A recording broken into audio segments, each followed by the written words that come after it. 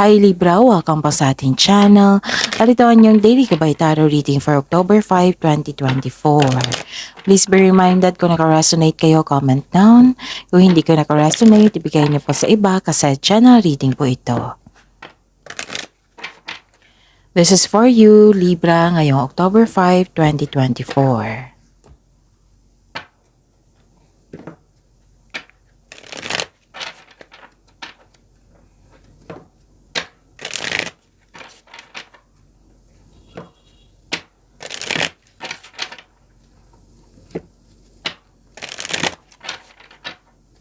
Para po ito sa inyo Libra ngayong October 5, 2024.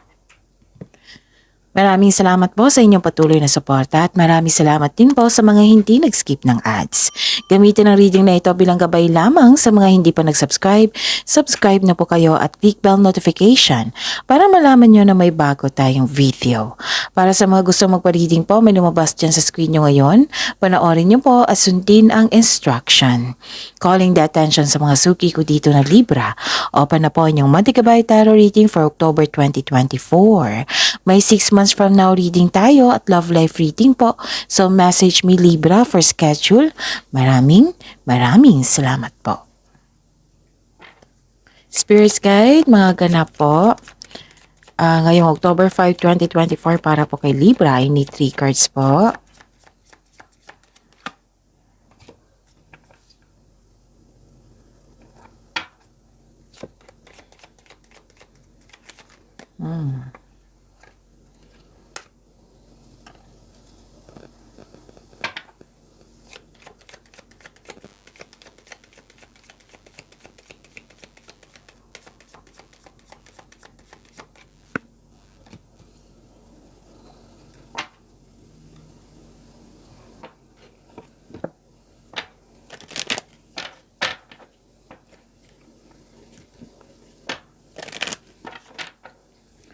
Spirits Guide,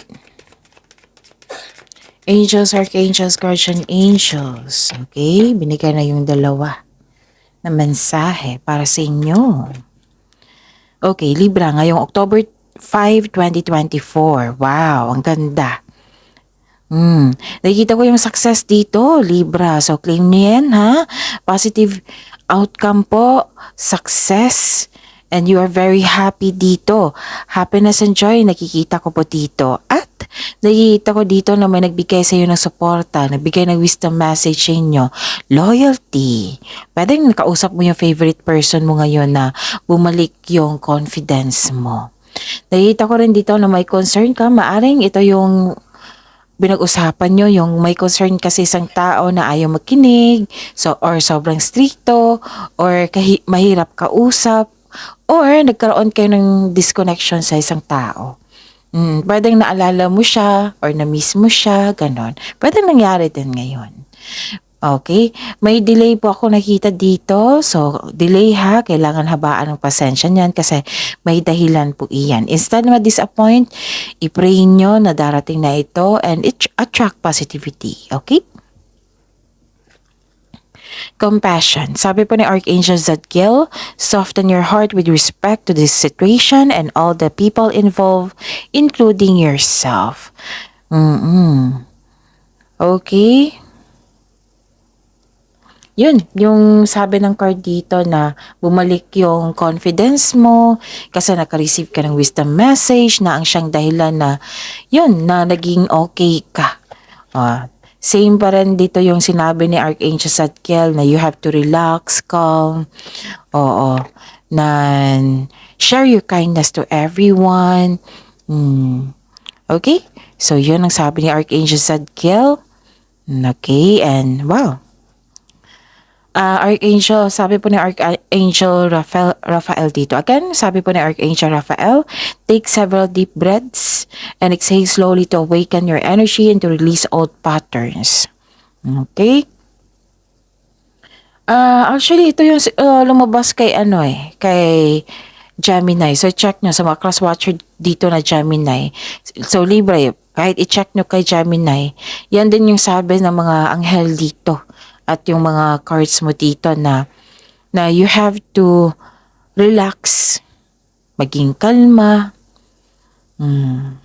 Kung pwede magkaroon ng time for reflection, okay? Take several deep breaths and exhale slowly to awaken your energy. So you have to meditate. Parang lang nakita ko talaga dito, kailangan nyo ng pahinga. Or time for reflection. Yung mapag-isa kayo, para makapag-meditate, to connect to yourself, to your intuition, to your energy, ganon. And i-release mo yung mga paulit-ulit mo lang na naiisip. Like nito, yung nakikita ko dito na some of you may naalala sa nakaraan, pwedeng na-miss mo or naalala mo. I-release mo na yung old patterns, yung paulit-ulit na nangyari or paulit-ulit na nasa isip mo na nangyari na, ganun. So, i-release nyo po iyan. Kunin mo lang yung learning journey mo sa nakaraan para magamit mo sa present. Okay?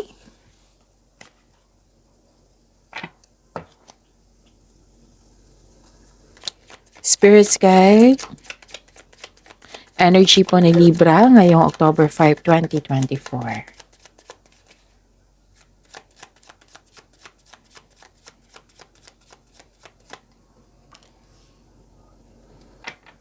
And the clarification of this card po.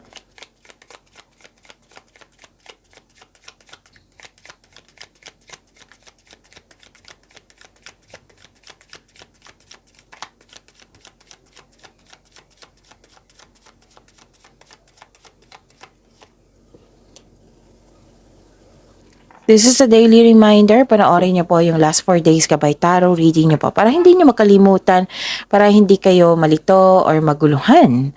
Para din fair sa mga bagong subscriber natin na Libra na para alam nila kung ano yung dapat gawin. Panoorin niyo po yung last 4 days Gabay Tarot reading niyo po. Like for example, napanood niyo ito ngayong October 5, 2024. Last 4 days po, yung sunod-sunod na date. Like, panoorin niyo po yung October 4, 3, 2, and 1. Kung may nakita o narinig kayong repeating message, kailangan nyo po iyan bigyan ng atensyon. Kung maaari po, bigyan nyo po ng solusyon at aksyon. Again, calling the attention sa mga suki ko dito na Libra. Open na po ang inyong Madikabay Tarot reading for October 2024. May 6 months from now reading tayo at love life reading po. So message me Libra for schedule. Maraming salamat po. Nakikita ko dito yung pag-aalaga mo sa kaperahan, sa buhay karera, pwede din sa connection sa isang tao. Pero mostly po ito sa kaperahan to, sa naipon nyo rin.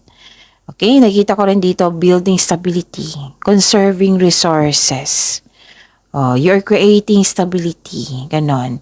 Posibleng may regalo, alok o pamanang parating. Oo. Nakita ko yung sipag at tiyaga mo dito. Lahat sa mga araw-araw nyong ginagawa dyan. Yung binigyan mo talaga ng effort, productivity. Binavalue mo ang pera at hindi ka madamot at the same time. Financial stability, nakita ko rin dito. Okay, may mensahe po dito may mensahe po ang card niyo po dito na sa inyong pagkakaroon ng disiplina sa kaperahan like pagtitipid at pag-iingat sa naipon, ito ay magbibigay sa iyo ng yaman. Okay, tandaan niyo yan ha. So this will lead you to have a financial abundance and personal growth. Bigyan din ng panahon ng iyong sarili, kumbaga pamper yourself. Kasi deserve mo ito. Lalo na itong success na binigay sa inyo, itong positive outcome na nangyari po. Okay? Yun. You're saving money for the future or specific goal na may bilhin kayo. Kaya sobrang ingat ka sa kaperahan mo. So this card serves as a reminder na be generous at the same time, since giving to others brings more prosperity to into your own life. Okay? Yun. So ang ganda ng mga mensahe at tandaan nyo yan ha. Okay. May concern nga kayo sa isang tao. It might be pinag-usapan mo ito sa favorite person mo kasi bumalik yung confidence mo. Mag-ingat po daw kayo sa taong may mali at masamang paratang sa iyo.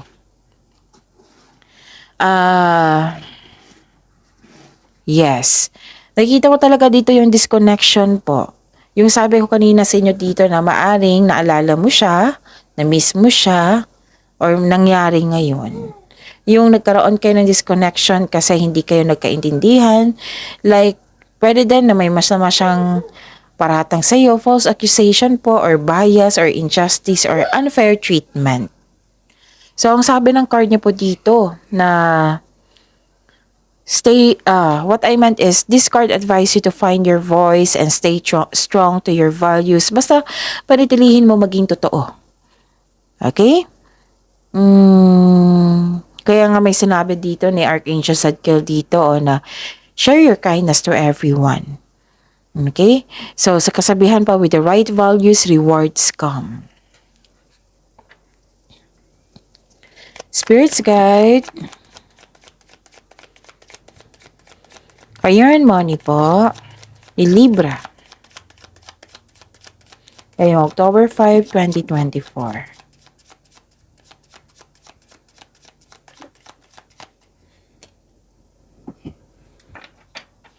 And the clarification of this card po.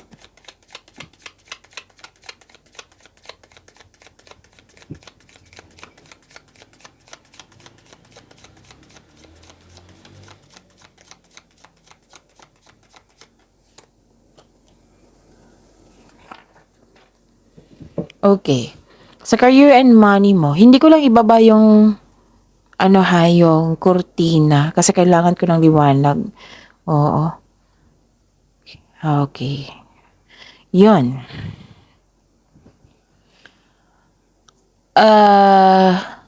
Okay. Actually, may celebration ako nakita dito. Tagumpay. Parang na-postpone yung celebration. It might be pagod kayo. It might be busy pa kayo. Oo. It might be yun, o wala kayo sa mood, or yun, pagod. Ang nakikita ko kasi dito, pagod. Pagod sa kakaisip or pagod sa trabaho. Nakikita ko dito na may changes, okay. Actually, di ba sabi ko kanina sa inyo na may successful completion. Yung success, you're reaping rewards, this is accomplishment. But for you, nagkaroon ng ending, right? Siyempre, tapos na yung project or mga gawain mo dyan or kontrata ba yan. Pero, yung nararamdaman mo, parang hindi ka ready sa changes kasi may pagbabago eh. Oo, kasi may tapos na, ending with new beginning. Tapos ang sabi ng card dito, reminder po ito ha, Libra, na kung gagawa po daw kayo ng desisyon, huwag nyo daw i-rush.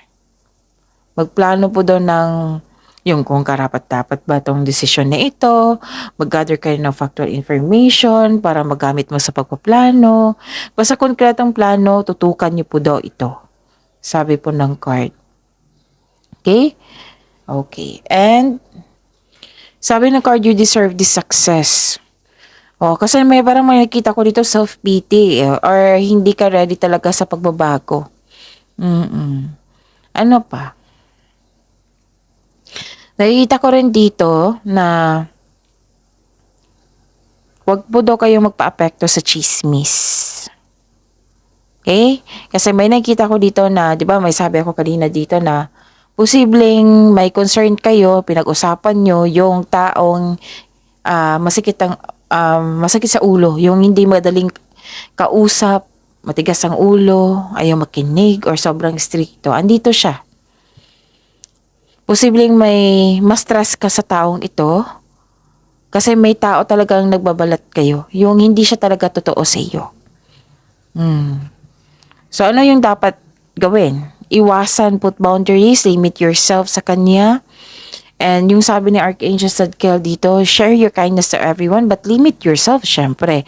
Huwag niyong tanggapin yung negative energy niya kasi wala namang problema sa inyo, Libra may problema sa kanya. Okay? Ang gawin niyo lang, huwag niyong tanggapin yung negative energy niya. Yung mga sinasabi niya na masama, may problema siya, walang problema sa iyo. Actually, nag-observe siya sa iyo, nag-spy, pinagmamasdan ka niya, di ba? Ang creepy niya. I consider this pwede din na nakipag-rival to sa iyo or naiinggit siya sa iyo. Oo, naiinggit siya kaya sumilip-silip siya sa iyo, nag-spy siya sa iyo. Okay? Lumabas kasi siya dito hindi madaling kausap, patigas ang ulo. Marami na mga ano dito sinasabi ng card nyo na umiwas talaga. Pinupush ng cards umiwas kayo. Instead na magalit kayo sa kanya, hindi naman kailangan magalit kayo sa kanya. Lalo na't hindi totoo yung mga sinasabi niya, di ba? So, may problema kasi siya kung ano yung dapat gawin natin, intindihin. Kasi may problema siya. May problema siya sa kanyang ugali. Ganun. May ugali siyang ganun. So, if I were you, put boundaries. Still share your kindness to everyone. Ipag-pray mo itong taong ito kung gusto mo siyang tulungan. Ipag-pray mo na sana'y maging mabuti siya sa kanyang sarili at sa kanyang kapwa. Ganun. And move forward. Yun lang. Kasi each of us, Libra na, may freedom tayo may choices tayo. Pwedeng choice niyang maging ganyan na hindi maging totoo sa kanyang sarili at sa iyo. Okay? So, kung gusto mo siya tulungan, ipag-pray mo siya kay God na sana'y maging mabuti siya sa kanyang kapwa at sa kanyang sarili. Huwag mo daw kayo maniwala agad sa chismis. Alamin niyo muna kung totoo ba yan or hindi. Okay? Parang tinatarget nila yung emotion mo dito So, prove to yourself na ma-handle mo na ito ng tama. Okay, Libra? Yun.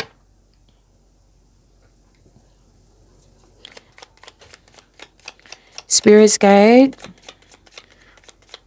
Love Life, Self-Love, Partnership, and Romance ni Libra ngayong October 5, 2024.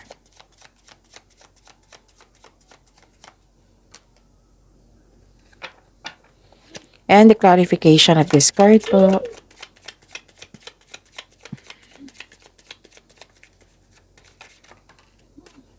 Kunin ko to ha. Maraming salamat po sa patuloy na tiwala at suporta sa ating channel. At maraming salamat din po sa mga hindi nag-skip ng ads. May lumabas dyan sa screen nyo ngayon, panoorin nyo po. Kung gusto nyo po iyan, then follow instruction. May new beginning dito ang ganda kasi you have your freedom na. Okay? Pwedeng new journey ito. Itong new journey na ito, tutukan mo talaga ng mabuti, sipagan nyo kasi may potential talaga maging successful. Para sa mga single dyan, you should take a chance on love. Huwag kang matakot pa in love ulit, Libra. And be wiser. Kunin mo yung lessons mo sa yung journey sa nakaraan para magamit mo sa present and be wiser na. Okay? So, huwag kayong matakot pa in love ulit. You deserve to be loved. You deserve to be happy. But for in relationship, para sa mga couple dito, mag-asawa, ganun. Mukhang may tampuhan kayo the other day. So, ang advice ng card dito, leave the past behind. Kanina pa to leave the past behind. Ito, sabi ni Archangel Raphael. Release old patterns, old emotions. Kung paulit-ulit na lang na pangyayari, bigyan nyo ng solusyon, adjustment. Kasi magkakasundo to ng dalawang tao So, ang advice dito, leave the past behind. It's never too late to begin again. Mag-usap at magpatawad. Okay? Yon. Ano pa? Nakita ko rin dito na okay, busy kayo dito Marami kayong it might be nag-uusap kayo ngayon or may kausap talaga. This is a clarification of your card here. Para sa mga relasyon sa buhay mag-asawa, strong, confident, and compassionate kayo sa isa't isa. Well-established and successful sa relasyon. Sa mga single dito, may makilala kang taong very passionate sa gusto sa buhay. Malakas ang karisma, masayahin. Maaari ring ideal type mo ito. Okay? Nakikita ko dito na ugali nyo rin na maging passionate sa gusto sa buhay. Binibigyan mo lang time and effort yung passion mo. Kaya mo ngang maging leader dito So, know that you are guided and protected now and always. Very, very confident and sense of worthiness are elevated po. You are becoming more confident, which will lead to immense personal growth and improve relationship or connection sa isang tao. Okay, so ang ganda. Ang daming blessings na binigay sa inyo dito. Yung mga reminder dito ha, tandaan nyo po iyan. Okay? So, see you tomorrow, Libra. Please like, subscribe, and click the button for notification para updated po kayo sa daily tarot reading natin. Maraming salamat po.